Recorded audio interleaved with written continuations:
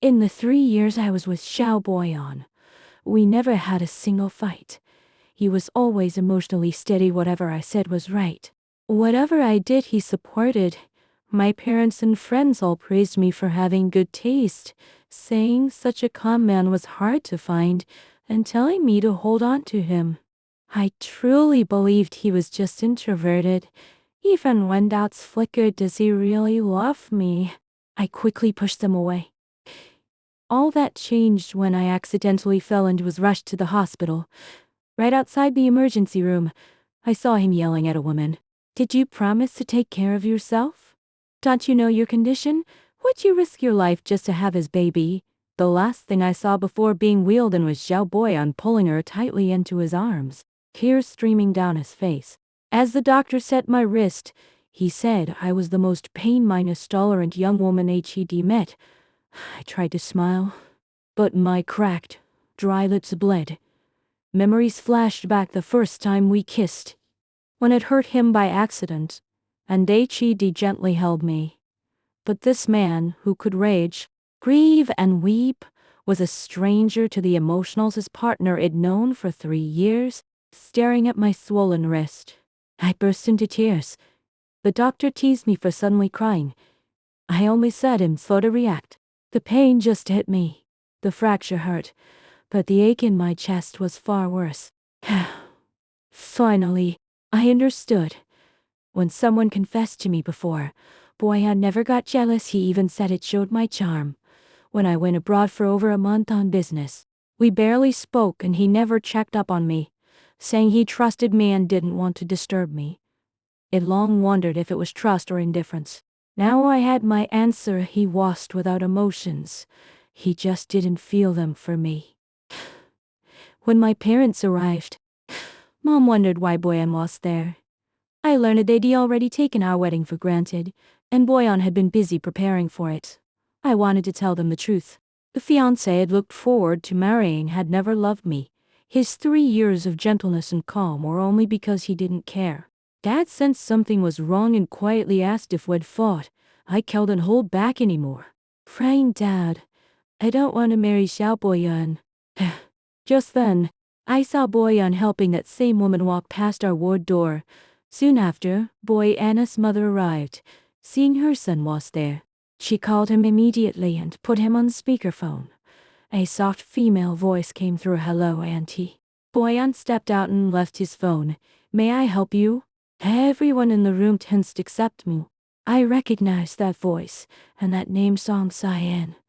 I'd once seen a postcard from her in Baiyan's study.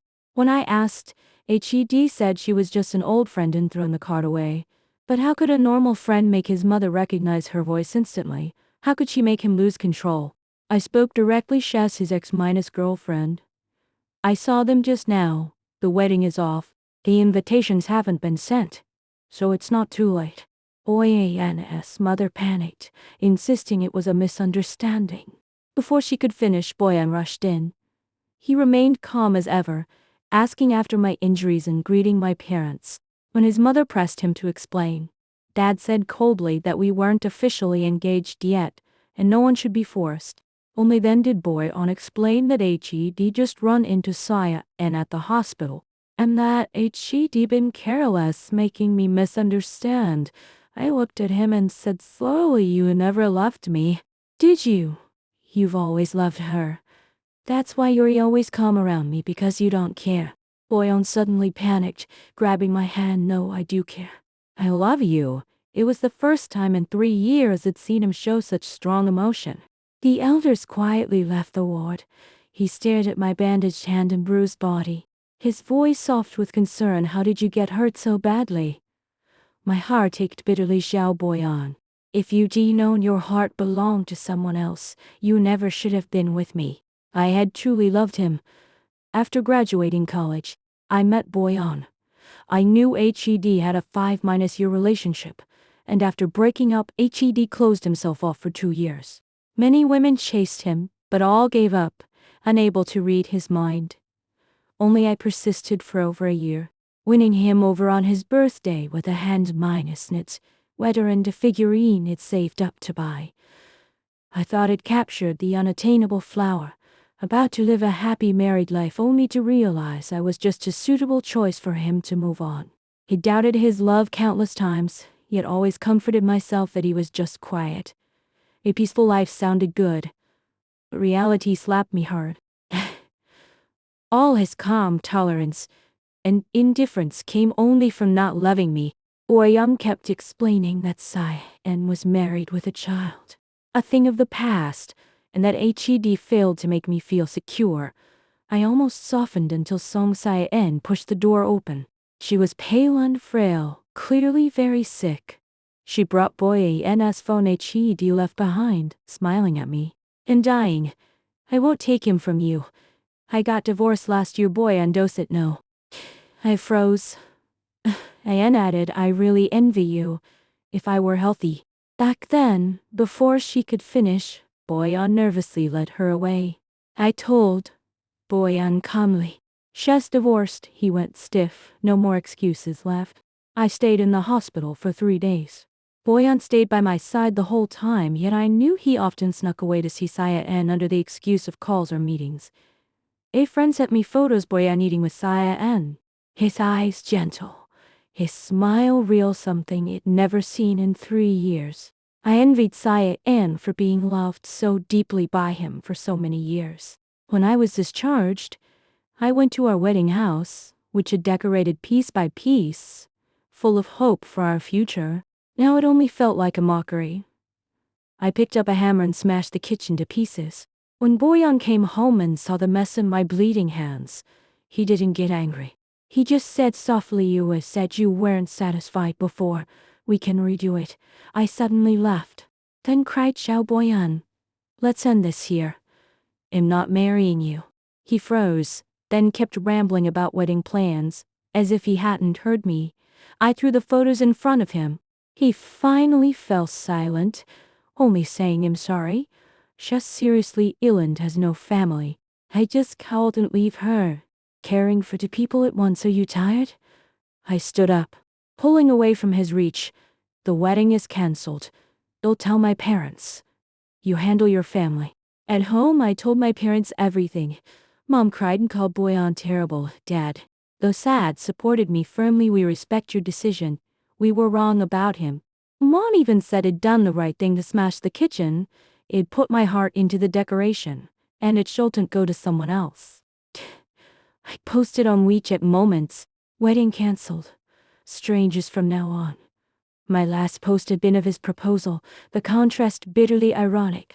Messages flooded in, but I ignored them all.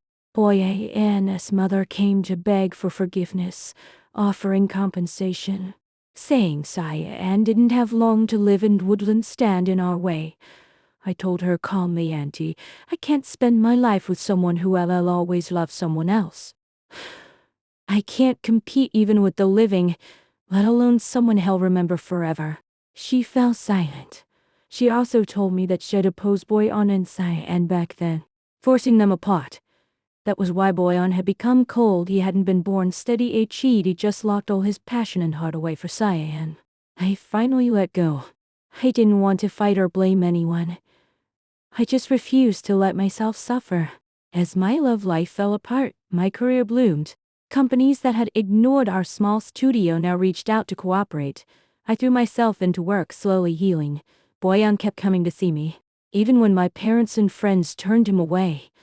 I blocked all contact, wanting no more ties. To recover, I went to a villa owned by my father's friend. Early one morning, I walked outside and saw a man sitting in the yard. When he turned around, I exclaimed in surprise, Yu Chang, what are you doing here? Chang was my childhood friend, who always teased me before going abroad. He was much more mature now, his ears slightly pink as he looked at me, speaking seriously. Lala, I love you. I froze. He explained slowly that Hed loved me since junior high. Teasing me was just his way of getting my attention. Hed planned to confess in high school, but heard my standards and studied hard. He failed to get into the same college, so he went abroad to improve himself. When he returned ready to confess, he learned I did fallen for Boyan. He watched me love and prepare for marriage in silence, only daring to appear after I called off the wedding. I know this isn't the best time, Cheng said sincerely, but I don't want to miss you again. I won't make you guess my feelings, won't hurt you. It'll give you all my emotions, all my heart. Only. Sunlight spilled over the yard, wind rustling the leaves, staring at the man who'd waited for me for years. The long minus suppressed grievance and pain in my heart slowly melted away. Not all love requires guessing. Not all gentleness is fake. Not all calm is coldness. Real love isn't lacking emotions, it's having emotions stirred for you, treasuring you, loving you openly and wholeheartedly. My 3 years with Xiao Baiyan were a carefully woven dream. When it ended, I lost someone who didn't love me, but I finally found someone who loved only me. I left regrets in the past. From now on, I will live for myself and be loved properly.